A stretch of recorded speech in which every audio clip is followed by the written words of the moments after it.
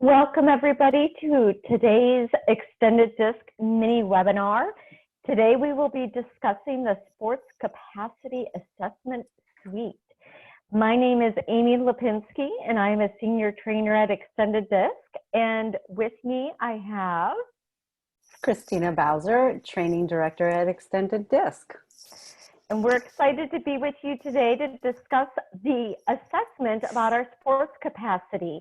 This is a live webinar. It's only 15 minutes, so unfortunately we won't have time to take live questions, but we do love to hear from you. So please put in any questions you have in our Q&A.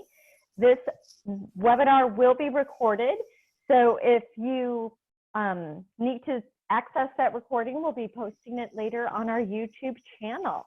So Christina, tell us a little bit more about this sports capacity assessment. Thanks, Amy. Well, it's fun to kind of be on the flip side. Normally, I get to be the host. So, with the sports capacity assessment, usually what we say is at the highest level. I'm sure we can all agree that top athletes are disciplined, hardworking, and naturally talented, right? But sometimes being hardworking and relying on our talent isn't always enough. So the sports capacity assessment is designed to help the athlete gain that competitive edge. It identifies 18 sports competencies that an athlete needs to focus on to maximize their performance and, of course, reach the top. It's really targeted for, athletes at the top of their game, meaning professional athletes, semi-professional athletes, athletes competing at a national level, college athletes, or people who are perhaps at a lower level but striving to reach those levels. As you can see here, the sports capacity assessment is not based on DISC. It focuses on your competences, and what it does is it measures your current level of competence in specific sports capacity areas. The great news is that the competence are a indication of where you are right now, and every athlete has the ability to improve on any or all of the competencies if they choose to. So for those of you that are familiar with our Extended Disc platform, the FINCS competence assessment tools are also on the same platform. So it's easy for you as our clients to administer either the behavioral tool or this capacity tool. And just like the other behavioral tool that we have, this one also only has your athletes taking one questionnaire, and from that questionnaire you can generate many different types of reports, including individual reports as well as team reports. So Christina, tell us a little bit more about the individual and the team reports, and what are these competences that are being measured? Okay, so let's start off with kind of why we call it a suite of in terms of the tools. What's great is that you can choose any type of report that is going to be the most effective for your athlete to reach their potential. So we have reports that are targeted specifically for the athlete, and that is the athlete's report, which I'm actually going to highlight some of that today in this webinar. We also have a coach's report. So the athlete's report obviously focuses on how the athlete can further develop themselves and gain that competitive advantage. And what it does is it helps the athlete understand their strengths and the challenges to reaching their full potential. More importantly, in the athlete's report, it creates and presents these development plans, which are essentially tips on how to manage and leverage each of these competencies to create that plan of action, to develop it further.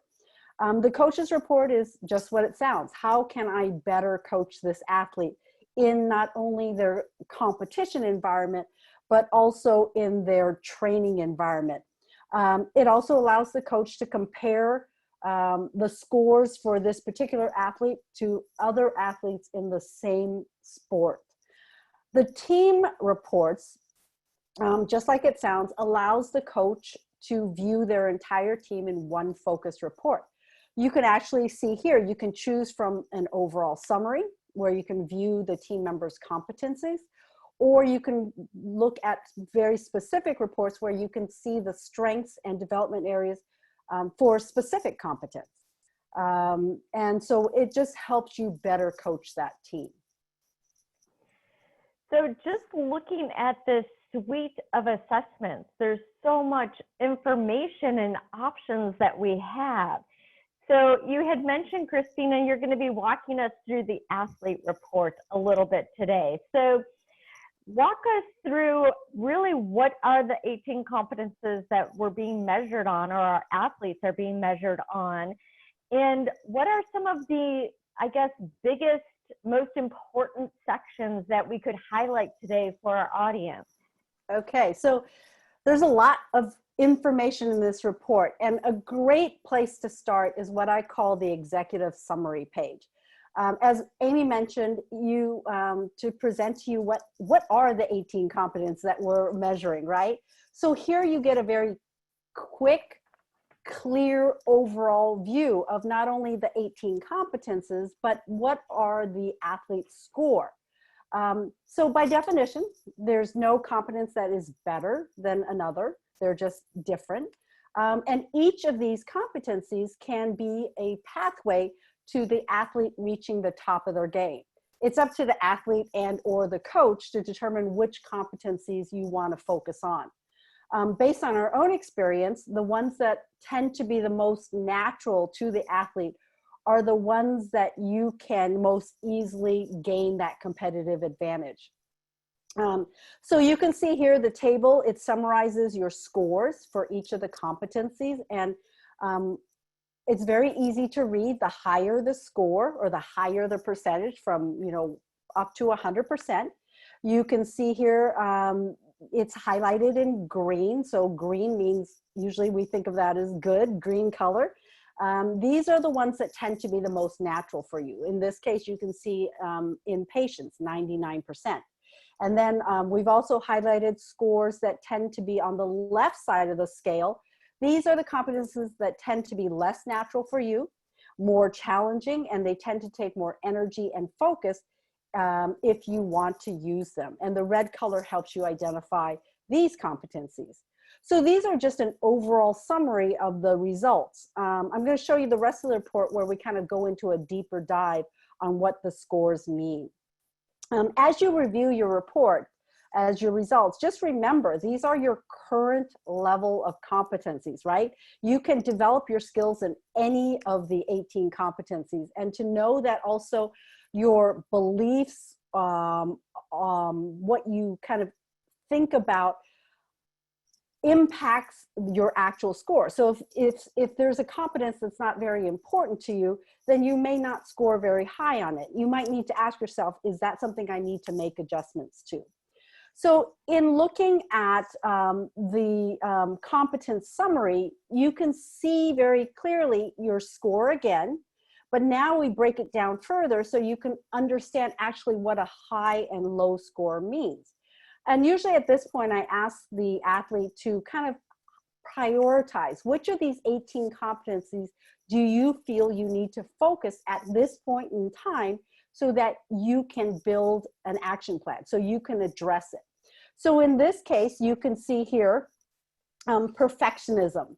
So perfectionism is wanting to do things perfectly. And my eyes can't read that small, so I've actually asked Amy to read the definition of a low score for perfectionism and what that means. So a low score is defined as the person is more impulsive and spontaneous when training, enjoys variety and experimentation, trusts more on how one feels during and after the training than trying to do everything that was planned. And also, I wanted to highlight just a higher score. So in this case, we have here rhythm and flow, which is, the definition is basically how easily can a person achieve and maintain a flow state of mind. So again, Amy, do you mind reading the high score?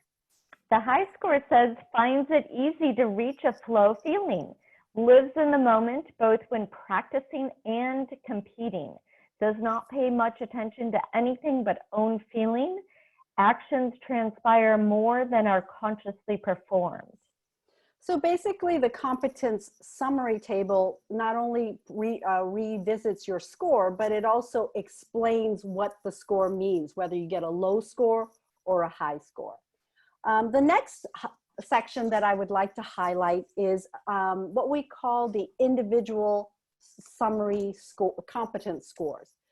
So this one, there's a page for each of the 18 competencies, and this one, we were joking before, Amy and I, why did we choose perfectionism? It's such a hard word to say, right? And you have to be, you're trying to be perfect about this, right?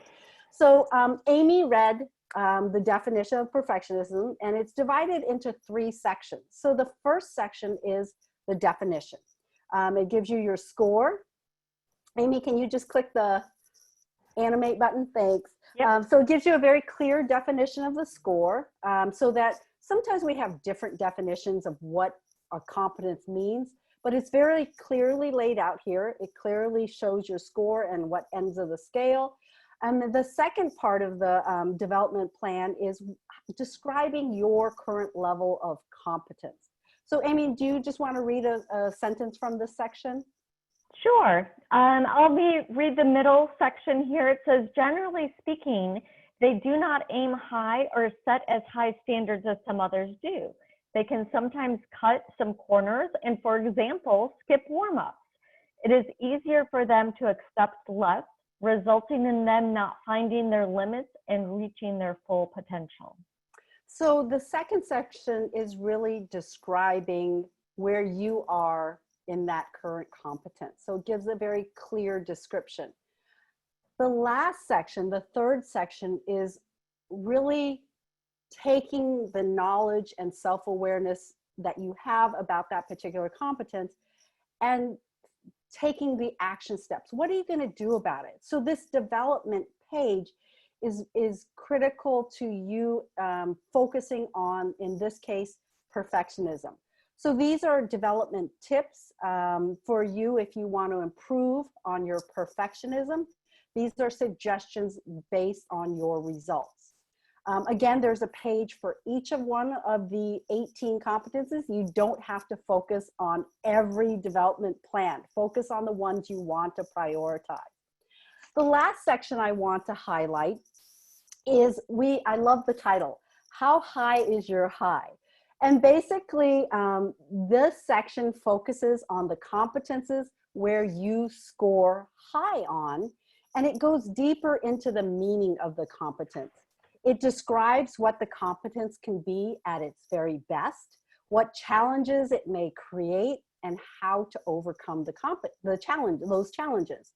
So the results of this section also identifies 10 specific situations relating to that competence. They can be checkpoints, we say, to find out if you're using the competence fully and to your best advantage. So they give you an idea on how to improve the use of this competence. So there's not one for every page, for every competence, but it again focuses on the competences that you score high on so that you can maximize that full potential and gain that competitive edge.